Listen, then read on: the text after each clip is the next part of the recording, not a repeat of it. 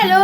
তো আজকে হচ্ছে ডে 4। আমি সকাল সকাল উঠে স্নান করে নিয়েছি, কারণ আমি যাব এখন পুজো দিতে। রিয়া অনেকদিন ধরেই বলছিল যাবে, তো সময় হচ্ছিল না। ফাইনালি আজকে সময় হয়েছে। তো আজকে যেহেতু স্কুল নেই, তো ভাবলাম যাই কিছু পুজোটা দিয়ে আসি।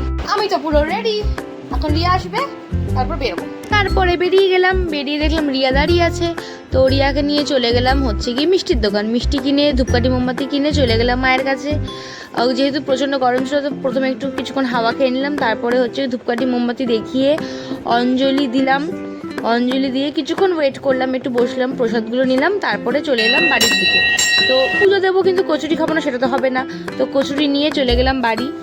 আর এই দোকানে যে কচুরির সঙ্গে তরকারিটা দেয়, সেই তরকারিটা আমার যে কি ভালো লাগে যে আমি কি বলবো। মানে আমরা স্কুলে গিয়ে প্রায় দিনই এই কচুরিটাই খাই। যাই হোক, এখন আর বেশি কচুরি করবো না, কারণ আবার খিদে পেয়ে যাবে।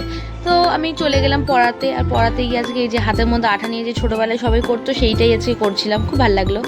তারপরে বেরিয়ে গেলাম পড়িয়ে। তারপরে হচ্ছে গিয়ে দুপুরবেলা লাঞ্চ করলাম, ফ্রাইড রাইস আর চিলি চিকেন। তারপরে স্বাভাবিক একটু ঘুম দিলাম, ঘুমটা দিয়ে আবার গেলাম পড়াতে। বিকেলবেলা খেলাম হচ্ছে চাউমিন। তো বেরিয়ে এই দুই বান্ধবীর সাথে আমি দেখা করলাম, কারণ দুই বান্ধবীর সাথে পার ডেই আমাকে দেখা করতে হয়, নাহলে আমার পেটের ভাতটা ঠিক হজম হয় না, সারা রাত পেটটা গুড়গুড় করতে থাকে। তো ওদের সাথে কিছুক্ষণ বেরালাম, বাইরে একটু ঘোরাঘুরি করার পরে দেখতে পেলাম সেই গাছটা, যেই গাছের ফুলটা আমার খুব ভালো লাগে। কিন্তু আমি বুঝতেই পারিনি যে রাতের বেলা বাড়ি ঢোকার পরে আমাকে ডোরা ফোন করবে, ফোন করে বললো যে দিদি একটু বাইরে আসবে।